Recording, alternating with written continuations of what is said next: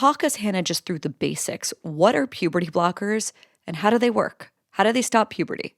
So they're used for loads of things. They're licensed predominantly to treat prostate cancer, actually. They've been used to chemically castrate sex offenders. They're used in fertility treatment, to treat endometriosis, loads and loads of things. They're not licensed to treat gender dysphoria or gender-related distress. In children, they're only licensed to treat precocious puberty. So that's when a young person starts really early, and it's just to let them catch up a bit because it can be quite distressing. And what they do is they act on the pituitary gland of the brain and they switch off your sex hormones. So in females, that would be estrogen. In males, testosterone. And so the reason they've been colloquially called puberty blockers is that's exactly what they do. They turn off the sex hormones.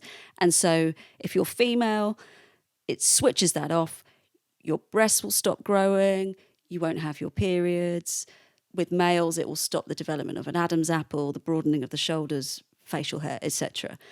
And I guess the reason that people have become more worried about their use when used to help gender questioning young people is that they act in quite a different way when they're used in this setting than when they're used in precocious puberty. But in precocious puberty, a child is quite a lot younger, so they might be 7 or 8, and typically they won't be on them for that long. They stop, and then they go through puberty.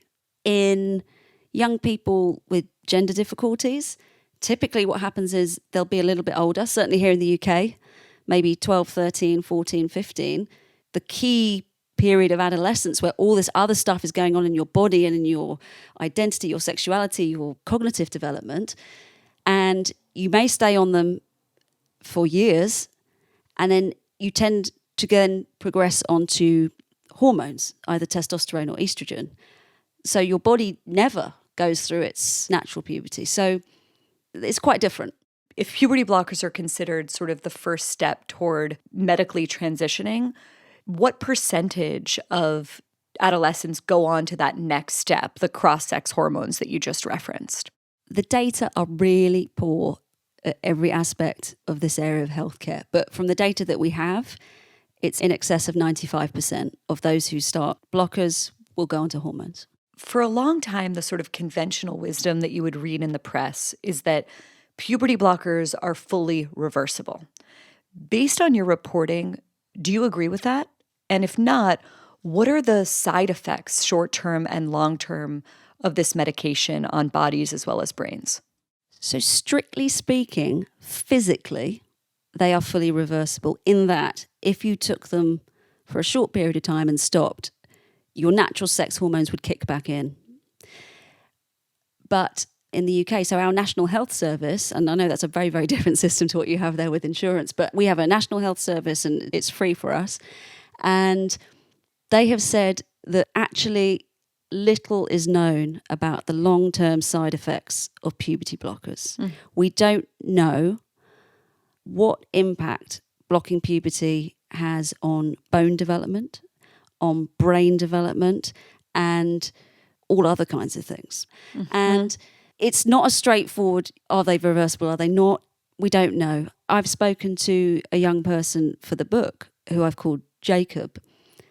Now, he's a trans man. He's approaching 20 now. He was on puberty blockers for 4 years. And then he stopped and he hasn't gone on to testosterone, but he still identifies as trans. Now, it took 2 years from stopping. He was on between the ages of 12 and 16 for his periods to start. And even now, they're not regular. So are they reversible? Honest answer, we don't know. Gender clinicians don't know, and they're not collecting the data.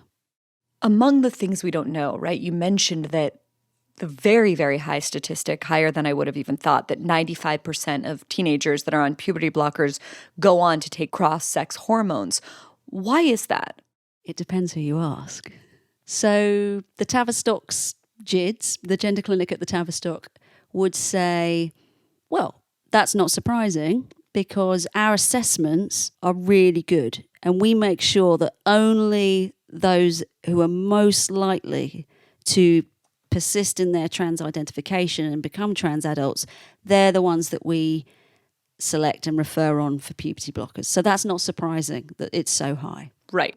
The difficulty with some of those arguments is that, having spoken to dozens of frontline clinicians who worked there and the young people themselves, some of whom are very happy, others who are not, they say, actually, you know what, my assessment wasn't thorough.